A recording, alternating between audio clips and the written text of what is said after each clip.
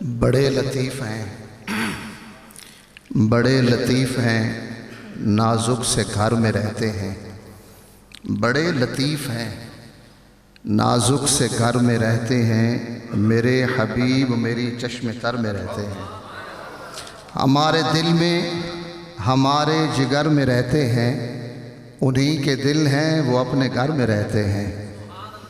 اور یہ واقعہ ہے، لباس بشر بھی دھوکہ ہے۔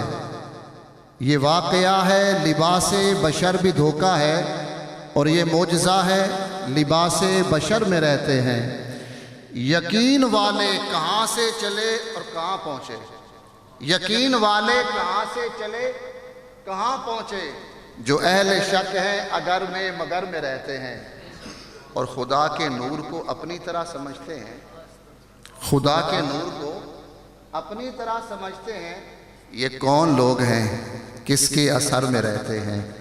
بڑے لطیف ہیں، نازک سے گھر میں رہتے ہیں، اور رہیں وہ ہم سے غافل یہ ہو نہیں سکتا، رہیں وہ ہم سے غافل یہ ہو نہیں سکتا۔ خوشا نصیب ہم نبی کی نظر میں رہتے ہیں۔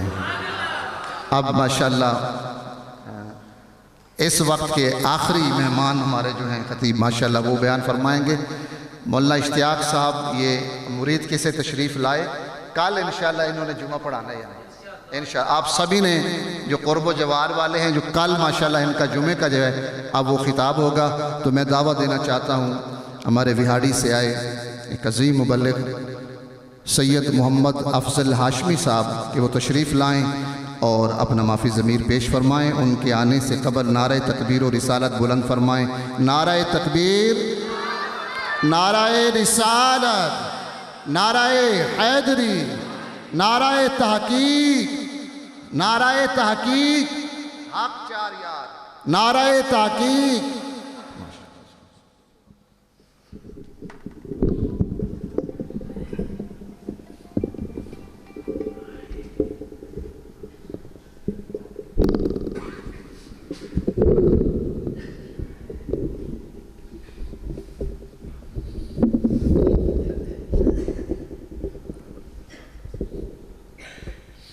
الحمدللہ وکفا والصلاة والسلام علی عبادہ الذین اصطفیٰ خصوصاً علی سید الانبیاء من لا نبی بعد۔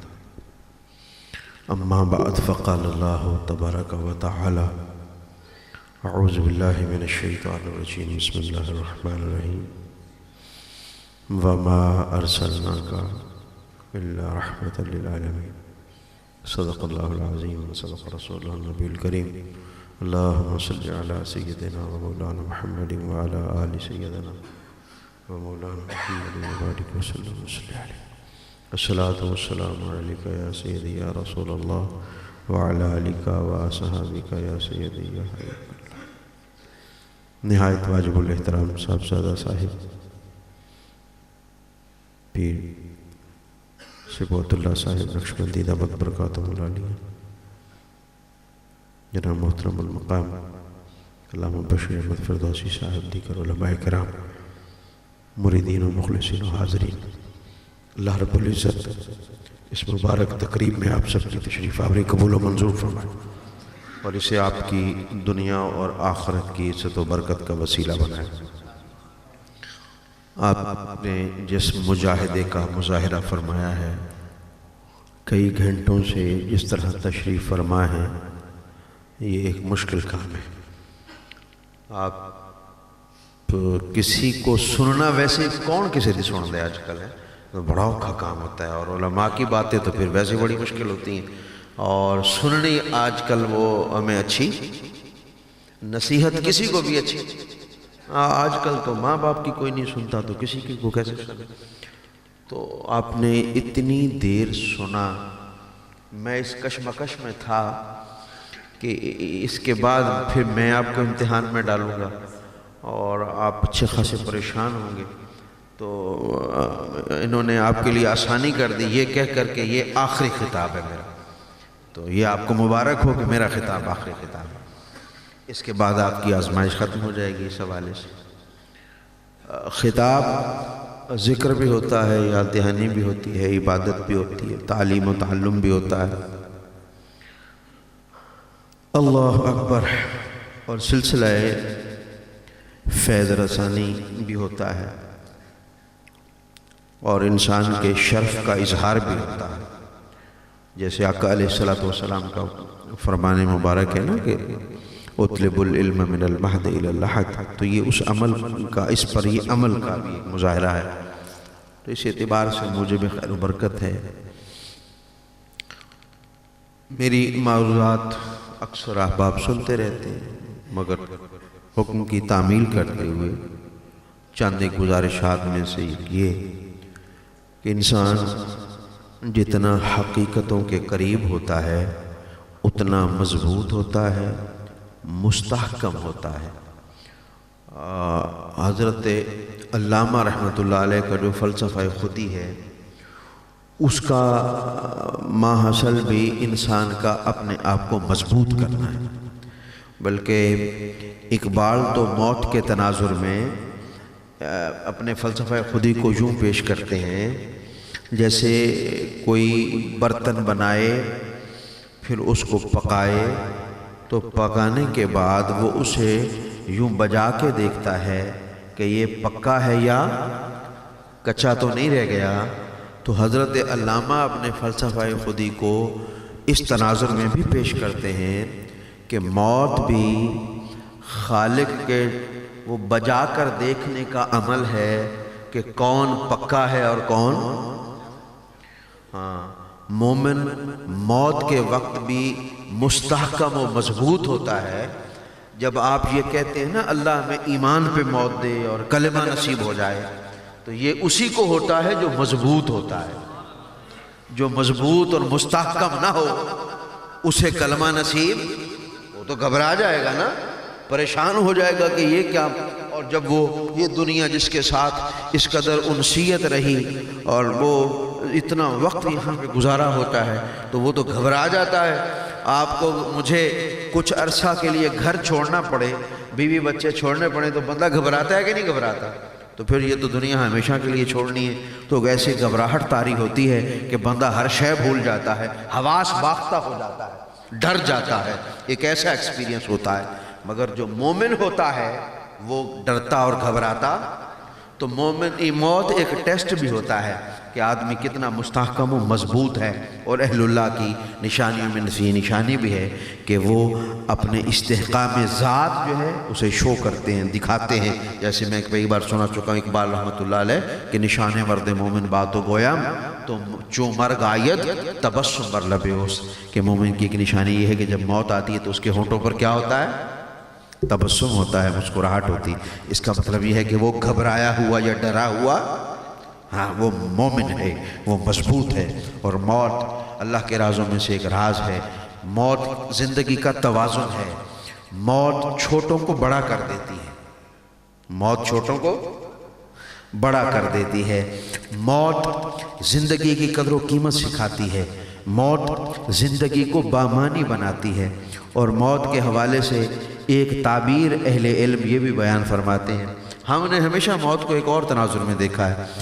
کسی نے اس کو ایک حکایت کے انداز میں بیان کیا ہے، ایک تصور ہے، آپ نے بھی سن رکھا ہے کہ کوئی ایسا پانی ہے، یہ تصوراتی چیز ہے، جو پی لیتا ہے پھر وہ کبھی مرتا نہیں ہے۔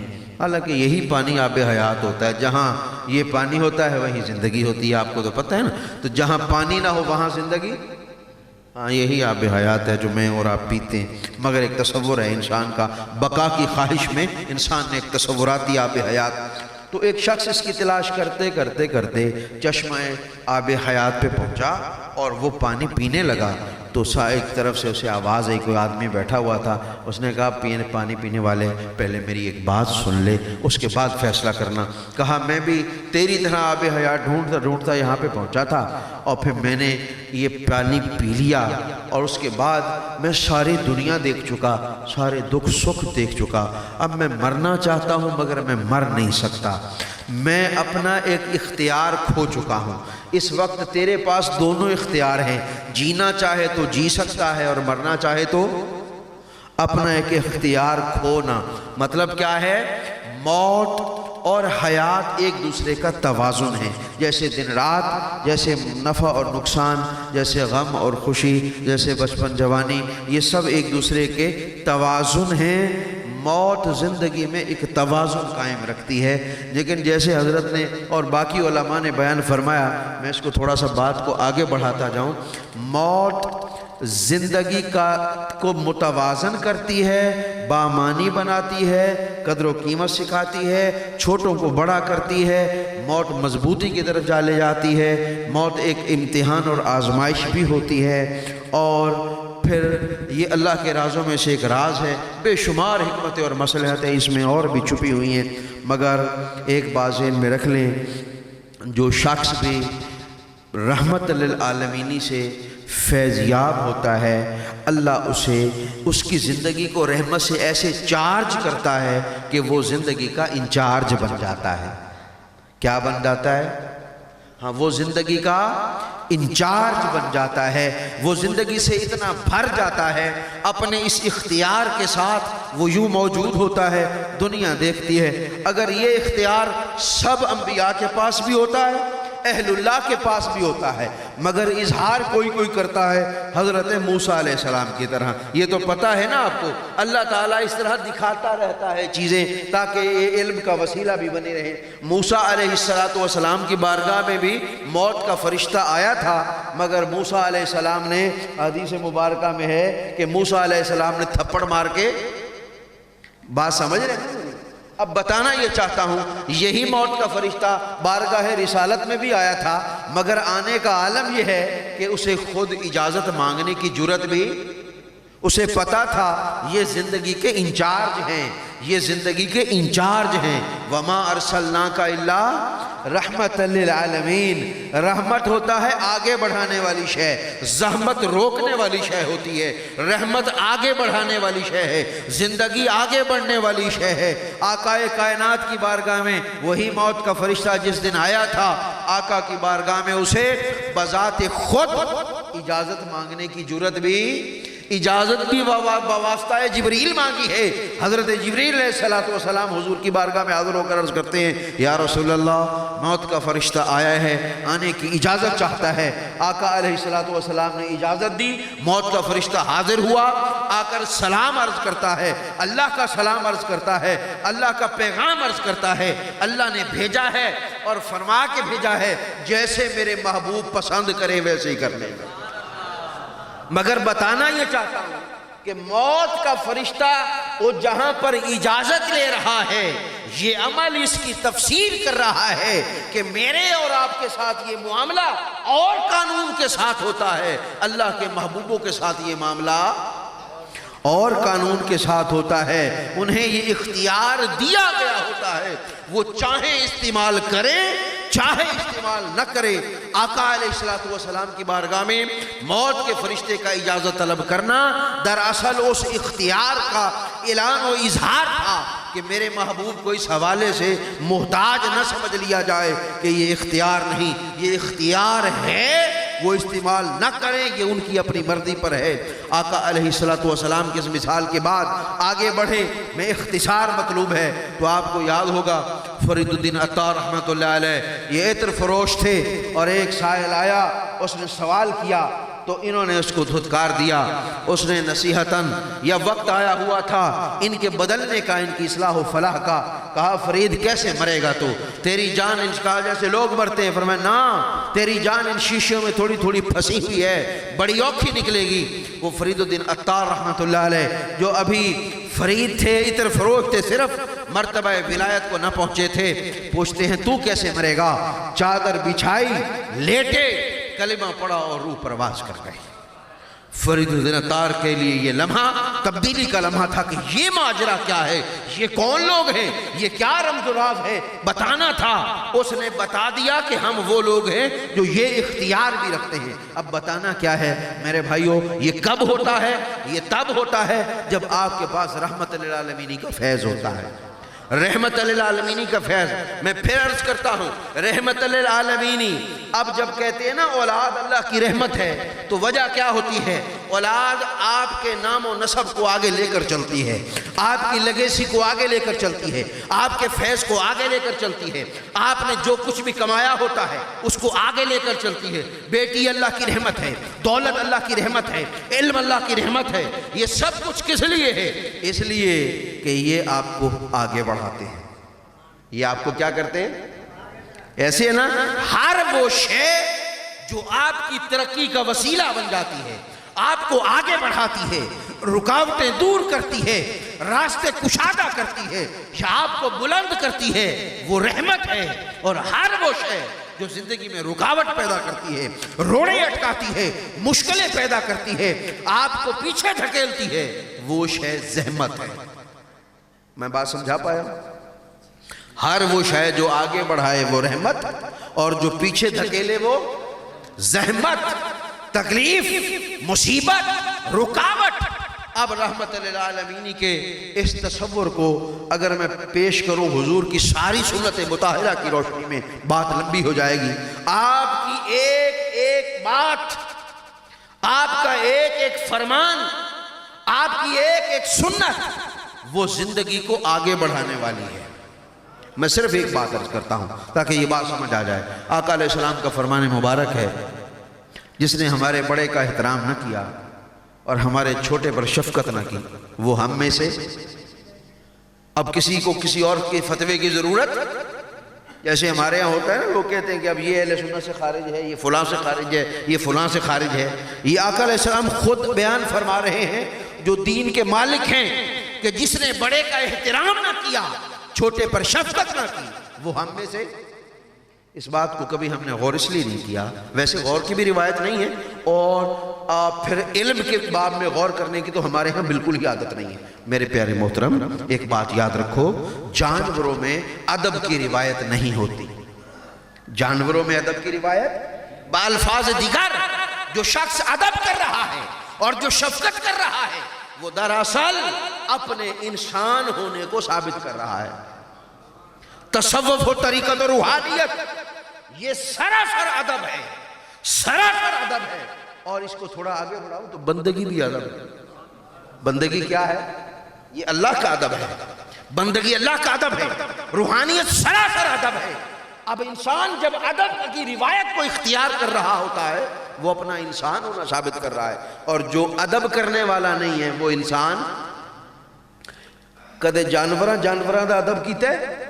بولو تو صحیح، جانور کا ادب نہیں کرتا ہے۔ یہ پلے باندھ لو، جو شخص گستاخ و بے ادب ہے، ماں باپ کا ہے، استاد کا ہے، مرشد کا ہے، بڑے بھائی کا ہے، عمر میں بڑے کا ہے، پلے باندھ لو، وہ انسان، بولو وہ انسان، اہل سنت بعد میں ہونا، مسلمان بعد میں ہونا، اور جو بھی مرتبے ہیں وہ سارے بعد میں ہیں۔ یہ بات پلے باندھ لو، جس میں ادب نہیں ہے اس میں انسانیت۔ بات سمجھا پا رہا ہوں؟ یہ فرمان مبارک زندگی کا امین ہے، زندگی کا نقیب ہے، زندگی کا پیمبر ہے، پیامی ہے، سرچشمہ ہے۔ اور یہ بات پلے باندھ لو، زندگی کا ہر شعبہ، اس وجود سے لے کر زندگی کے ہر شعبے تک، جہاں پر ادب قائم نہ ہو، ڈسپلن نہ ہو، وہ شعبہ آگے کوئی بڑا ہوتا ہے، کوئی چھوٹا ہوتا ہے۔ آپ نے کوئی ادارہ دیکھا ہے جس کا بڑا نہ ہو؟ کوئی ادارہ سنا ہے جس کا کوئی ہیڈ نہ ہو؟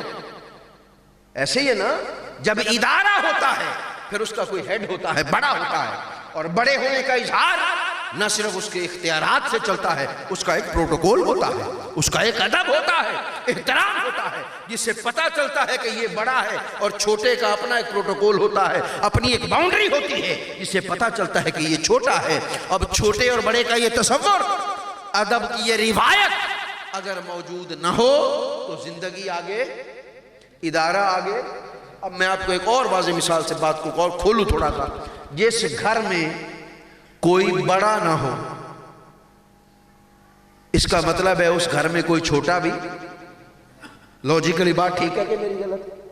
جس گھر میں کوئی بڑا نہیں ہے، اس کا مطلب اس گھر میں کوئی چھوٹا، اور جس گھر میں کوئی چھوٹا نہیں ہے، اس کا مطلب اس گھر میں کوئی بڑا۔ بھائی چھوٹا ہے تو اس کا مطلب ہے بڑا بھی، اور بڑا ہے تو اس کا مطلب چھوٹا بھی۔ یہ دونوں ایک دوسرے کا وجود ثابت کرتے ہیں. چھوٹا ہونا بڑے ہونے کا تقاضا کرتا ہے اور بڑا ہونا چھوٹے پر منحصر ہے. چھوٹا بڑے کے بڑے ہونے کے احساس کو ادب سے قائم رکھتا ہے اور بڑا شفقت ہے چھوٹے ہونے کا حق ادا کر کے اسے چھوٹا ہونا اس کو اس کا چھوٹا ہونے کا احساس دلاتا ہے اور یوں زندگی آگے چڑھتی چلی جاتی ہے. یہ پلے باندھ لو جس نے اپنے بڑے کا ادب نہ کیا اور چھوٹے پر شفقت نہ کی. حضور کا فرمان ہے وہ ہم میں سے. اب اس ایک فرمان مبارک کو جتنا کھولتے چلے جائیں میں اس پر 1 گھنٹہ اور گفتگو کر سکتا ہوں مگر وقت کا مجھے احساس ہے اور آپ کی تھکاوٹ کا بھی. اس پر آپ جتنا غور کرتے چلے جائیں گے آپ کو اس میں سے زندگی جھلکتی اور چھلکتی نظر آئے گی کہ واقعتاً اگر اس پر عمل نہ ہوا, اگر یہ فرمان ہاتھوں سے چھوٹ گیا تو یوں سمجھ لو کہ زندگی چھن گئی, سکون چھن گیا, اطمینان چھن گیا, رشتوں کی دلکشی چھن گئی, گھروں کا چین برباد ہو گیا. اور یہ پلے باندھ لو جس کا بڑا نہیں ہے وہ کبھی بڑا ہونے والا, وہ ہمیشہ چھوٹا رہ جائے گا. ہمیشہ چھوٹوں کو بڑا بڑے ہی کرتے ہیں, بڑوں کی شفقت چھوٹوں کو بڑا کرتی ہے. یہ پلے باندھ لو, اپنے بڑوں کی قدر کرو, اپنے چھوٹوں پر شفقت کرو. اور یہ ادب کی روایت سے آگے بڑھتا ہے. خدا کی قسم حضور کے ایک ایک فرمان مبارک کو اس طرح کھولا جائے, اس طرح پڑھا جائے, اس کے معارف پر غور و فکر کیا جائے تو زندگی چھلکتی نظر آئے, ہمارے لیے زندگی کا معنی بدل جائے, زندگی کی دلکشی بدل جائے. اور آقا علیہ السلام نے یہ خود کر کے دکھایا. یہ پلے باندھ لیں کہ آقا علیہ السلام پر عالم خلق میں کسی کا ادب بھی واجب, بولو حضور پر کسی کا ادب کرنا واجب, مگر کر کے دکھایا. کر کے کیسے؟ روایات میں آتا ہے آقا علیہ السلام صحابہ کے ساتھ ایک بازار سے گزر رہے ہیں, آپ نے رفتار مبارک آہستہ فرما دی. صحابہ عرض کرتے ہیں یا رسول اللہ ہم آہستہ کیوں ہو گئے؟ فرمایا دیکھتے نہیں ہو آگے سفید داڑھی والا بزرگ جا رہا ہے. یعنی اب ہم سوچ بھی نہیں سکتے کہ ہم مسلمان, کبھی ہم میں یہ روایت تھی, مجھے یاد ہے یہ کبھی تھی, مگر اب ہم میں یہ روایت, بولو اب ہم میں یہ روایت نہیں ہے. یہ کیا سبب ہے یا اس کا نتیجہ کیا ہے؟ سبب تو یہ کہ ہم نے ادب کی روایت کو چھوڑا. نتیجہ کیا ہے؟ زندگی کی دلکشی, زندگی کا حسن, زندگی کا چین و قرار و اطمینان اور زندگی کی برکتیں. یہ پلے باندھ لو, تم سے رخصت ہو جائیں گی اگر ادب کو قائم نہ رکھا. آقا علیہ السلام نے بھی فرمایا تو صحابی عرض کرتے یا رسول اللہ یہ جو چٹی داڑھی والا ہے یہ یہودی ہے. مسلمانوں سنو, آقا کی رحمت للعالمین کا ٹھاٹھے مارتا ہوا سمندر اور فیضان, اس کا منظر دیکھو. میرے آقا نے فرمایا صحابہ کیا ہوا جو یہودی ہے, چٹی داڑھی والا تو ہے نا. اندازہ لگاؤ سنی دیوبندی شیعہ بریلوی اہل حدیث بننے سے پہلے یہ بات پلے باندھ لو, انسان بن جاؤ اور مسلمان بن جاؤ. آقا علیہ السلام کی سنتوں کو زندگی کا یوں وسیلہ بناؤ کہ آپ کی رحمت للعالمین کا مظہر بن کر تمہارا وجود ہر مخلوق کے لیے فیض کا وسیلہ یوں بن جائے کہ رحمت کا پیکر بنے پڑے ہو. آقا علیہ السلام نے فرمایا من لا یرحم لا یرحم, جو رحم نہیں کرتا وہ رحم کیے جانے کا حقدار بھی. چاہتے ہو کہ رحم کیا جائے تو رحم کرنا سیکھو, رحمت للعالمین کے پیکر بن جاؤ. آقا علیہ السلام نے یہ ادب سکھایا ہے اس امت کو. آقا نے فرمایا تھا جب اپنی اماں کی یاد آئی تھی کہ آج میری اماں زندہ ہوتی, میں عشاء کی نماز پڑھ رہا ہوتا, میری اماں مجھے آواز دیتی, صحابہ میں نماز چھوڑ کر اپنی اماں کے قدموں سے لپٹ پڑتا. کیا ہے؟ ادب سکھایا ہے. ادب وہ روایت. اور یہ بات پلے باندھ لو, جیسے کہتے ہیں نا دانا لوگوں نے کہ با ادب اور بے ادب, ہمارے نصاب و کتابوں سے یہ سب کچھ نکال دی. ابھی جیسے کبھی روایت تھی, میں نے بھی دیکھا, ابھی گاؤں میں کبھی یہ منظر دیکھنے کو ملتا ہے, مسجد میں پڑھنے والا اپنی کتاب سینے سے لگا کے جاتا ہے. بولو ایسا ہے کہ نہیں؟ مسجد میں پڑھنے والا اپنی کتاب کہاں رکھتا ہے؟ میں نے یہ دیکھا ہے. تو وہ اپنی کتابیں یہاں لگا کے رکھتا ہے, وہ اپنی کتابوں کا احترام کرتا ہے, وہ اپنی کتابوں کی قدر کرتا ہے. اور ہمیں ایک روایت علم کی یہ سکھا دی ہے کہ ہم نے کتابیں بھی پیٹھ پہ لاد لی. بولو ایسا ہے کہ نہیں ہے؟ میرے اساتذہ سے میں نے یہ سیکھا ہے کہ کتاب کا ورقہ بھی کبھی موڑ کر نہیں رکھنا. نشان لگانا ہے تو کاغذ رکھ لینا، دھاگا رکھ لینا، کوئی اور تنکا رکھ لینا، مگر کتاب کا ورقہ مروڑنا کتاب کے ادب کے خلاف ہے۔ بتانا یہ چاہتا تھا اس بارگاہ کے اور اس محفل کے توسط اور وسیلے سے، اور طریقت کے باب میں یہ بات پلے باندھ لیں کہ آقا کائنات صلی اللہ علیہ وسلم کی رحمت للعالمینی زندگی کو آگے بڑھانا ہے۔ یہی سبب ہے آقا نے فرمایا خیر الناس من ینفع الناس، تم میں سے بہترین وہ ہے جو مخلوق خدا کے لیے نفع بخش ہے۔ کیا ہے؟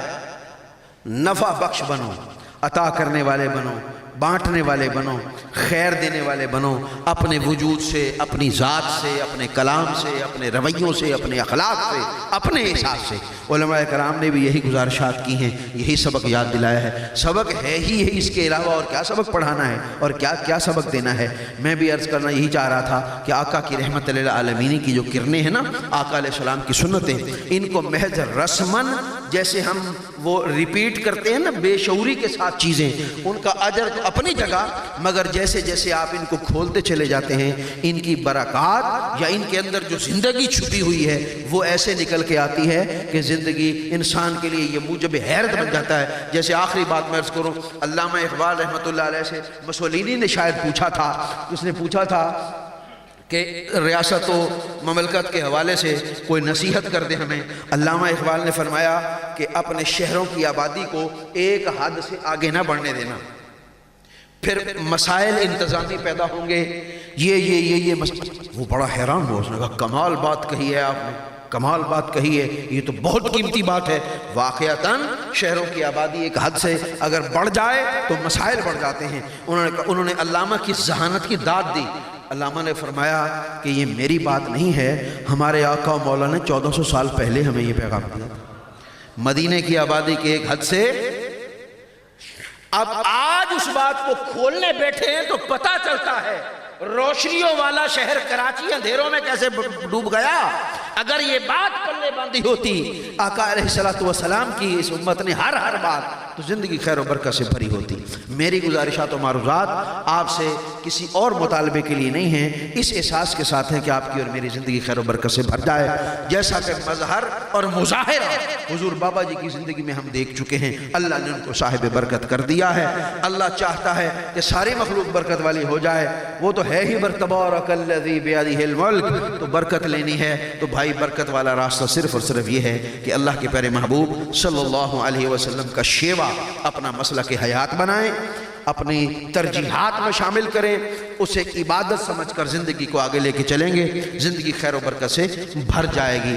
میں بار دیگر حضور پیر صاحب کا شکر گزار ہوں اور اس دعا کے ساتھ اپنی گفتگو ختم کروں گا کہ اللہ رب العزت حضور بابا جی کے فیضان کو آگے بڑھانے کی توفیق عطا فرمائے، اللہ ان کو اور ان کے پورے گھر کو ہر شر اور فتنے سے محفوظ فرمائے۔